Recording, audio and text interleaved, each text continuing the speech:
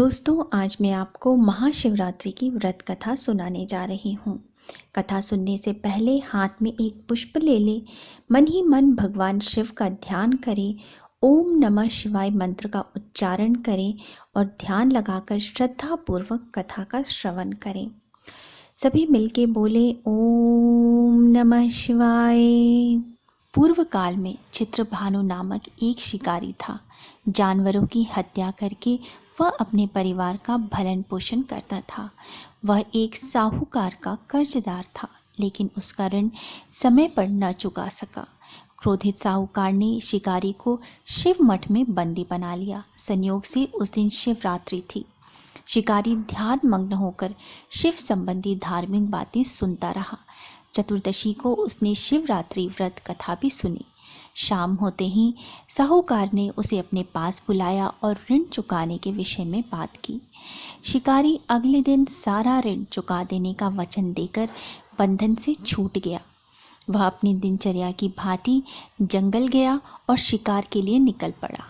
लेकिन दिन भर बंदी गृह में रहने के कारण भूख प्यास से व्याकुल था। शिकार खोजता वह बहुत दूर निकल गया। जब अंधकार हो गई तो उसने विचार किया कि आज रात जंगल में ही बितानी पड़ेगी।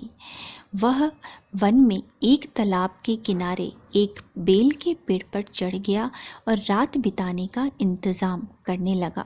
विलप वृक्ष के नीचे शिवलिंग था, जो विलप पत्र से ढका हुआ था। शिकारी को उसका पता न चला।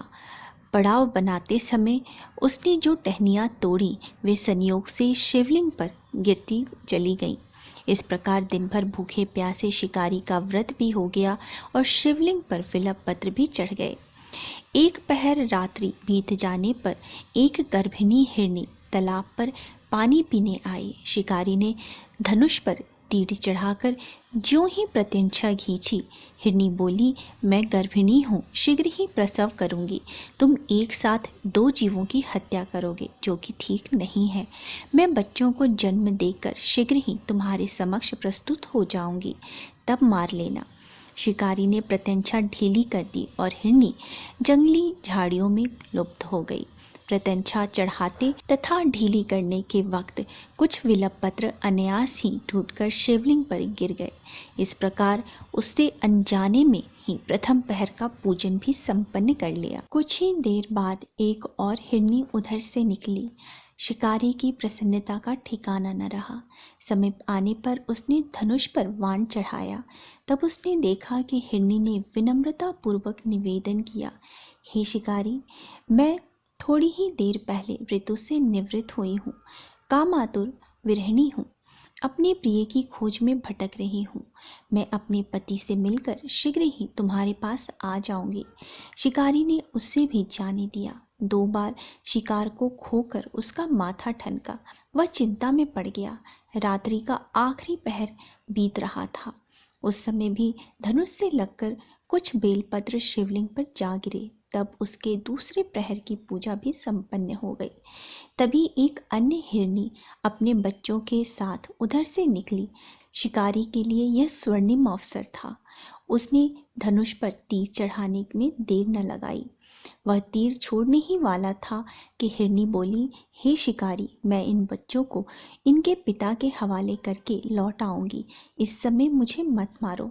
शिकारी हंसा और बोला, सामने आए शिकार को छोड़ दूं? मैं ऐसा मूर्ख नहीं। इससे पहले भी 2 बार अपना शिकार खो चुका हूँ। मेरे बच्चे भूख प्यास से व्यग्र हो रहे हैं। उत्तर में हिरनी ने फिर कहा, जैसे तुम्हें अपने बच्चों की ममता सता रही है, ठीक वैसे ही मुझे भी। हे शिकारी, मेरा विश्वास करो, मैं इन्हें इनके पिता के पास छोड़कर तुरंत लौटने की प्रतिज्ञा करती हूँ। हिरनी का दीन स्वर सुनकर शिकारी को उस पर दया आ गई। उसने उस मृगी को भी जाने दिया। शिकार के अभाव में तथा भूख प्यास से व्याकुल शिकारी अनजाने में ही बेल वृक्ष पर बैठा बेलपत्र तोड़ तोड़ कर नीचे फेंकता जा रहा था। पाँव फटने को हुई तो एक हिष्ट पुष्ट मृग उसी रास्ते पर आया। शिकारी ने सोच लिया था कि इसका शिकार वह अवश्य करेगा। शिकारी की तनी प्रत्यंचा देखकर मृग विनीत भाव से बोला, हे शिकारी, यदि तुमने मुझसे पहले आने वाली 3 मृगियों को तथा छोटे छोटे बच्चों को मार डाला है तो मुझे भी मारने में विलंब न करो, ताकि मुझे उनके वियोग में एक क्षण भी दुख न सहना पड़े। मैं उन हिरनियों का पति हूँ। यदि तुमने उन्हें जीवन दान दिया है तो मुझे भी कुछ क्षण का जीवन देने की कृपा करो। मैं उनसे मिलकर तुम्हारे समक्ष उपस्थित हो जाऊंगा। मृग की बात सुनते ही शिकारी के सामने पूरी रात का घटनाक्रम घूम गया। उसने सारी कथा मृग को सुना दी। तब मृग ने कहा, मेरी तीनों पत्नियां जिस प्रकार प्रतिज्ञाबद्ध होकर गई हैं, मेरी मृत्यु से अपने धर्म का पालन नहीं कर पाएंगी। अतः जैसे तुमने उन्हें विश्वास पात्र मानकर छोड़ दिया है, वैसे ही मुझे भी जाने दो। मैं उन सब के साथ तुम्हारे सामने शीघ्र ही उपस्थित हो जाऊंगा। शिकारी ने उसे भी जाने दिया। इस प्रकार प्रातः हो गई। उपवास, रात्रि जागरण तथा शिवलिंग पर बेलपत्र चढ़ाने से अनजाने में ही वह शिवरात्रि का व्रत और पूजन पूर्ण किया। पर अनजाने में ही की गई पूजन का परिणाम उसे तत्काल मिला। शिकारी का हिंसक हृदय निर्मल हो गया, उसमें भगवत शक्ति का वास हो गया। थोड़ी ही देर बाद मृग सपरिवार शिकारी के समक्ष उपस्थित हो गया ताकि वह उनका शिकार कर सके। किंतु जंगली पशुओं की ऐसी सत्यता, सात्विकता तथा सामूहिक प्रेम भाव देखकर शिकारी को बड़ी ग्लानि हुई। उसने मृग परिवार को जीवन दान दे दिया। अनजाने में ही शिवरात्रि के व्रत का पालन करने पर भी शिकारी को मोक्ष की प्राप्ति हुई। जब मृत्यु काल में यमदूत उसके जीवन को लेने आए तो शिवगणों ने उन्हें वापस भेज दिया तथा शिकारी को शिवलोक ले गए। शिवजी की कृपा से ही अपने इस जन्म में राजा चित्रभानु अपने पिछले जन्म को याद रख पाए तथा शिवरात्रि की महत्ता को जानकर उसका अगले जन्म में भी पालन किया। शिवरात्रि की कथानुसार महादेव तो अनजाने में किए गए व्रत का भी फल दे देते हैं, पर वास्तव में महादेव शिकारी की दया भाव से प्रसन्न हुए। अपने परिवार के कष्ट का ध्यान देते हुए भी शिकारी ने मृग परिवार को जाने दिया। यह करुणा ही वस्तुतः उस शिकारी को उन पंडितों तथा पुजारियों से उत्कृष्ट बना देती है जो कि सिर्फ रात्रि जागरण, उपवास एवं दूध, दही, बेलपत्र आदि द्वारा भगवान शिव को प्रसन्न कर लेना चाहते हैं। इस कथा में सबसे महत्वपूर्ण बात यह है कि इस कथा में अनजाने में हुए पूजा पर विशेष बल दिया गया है। इसका अर्थ यह नहीं है कि शिव जी किसी भी प्रकार से किए गए पूजन को स्वीकार कर लेते हैं अथवा भोलेनाथ जाने या अनजाने में हुए पूजन में भेद नहीं कर सकते।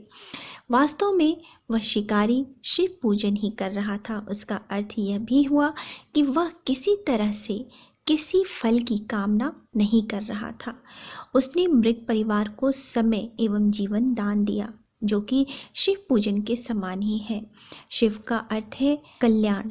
उन निरीह प्राणियों का कल्याण करने के कारण ही वह शिव तत्व को जान पाया तथा उसका शिव से साक्षात्कार हुआ। परोपकार करने के लिए शिवरात्रि का दिन होना जरूरी नहीं है। पुराण में 4 प्रकार के शिवरात्रि पूजन का वर्णन मिलता है। मासिक शिवरात्रि, प्रथम आदि शिवरात्रि तथा महाशिवरात्रि। पुराण वर्णित अंतिम शिवरात्रि है नित्य शिवरात्रि। वस्तुतः प्रत्येक रात्रि ही शिवरात्रि है। अगर हम उस परम कल्याणकारी आशुतोष भगवान में स्वयं को लीन कर दें तथा कल्याण मार्ग का अनुसरण करें, वही शिवरात्रि है, वही सच्चा व्रत है।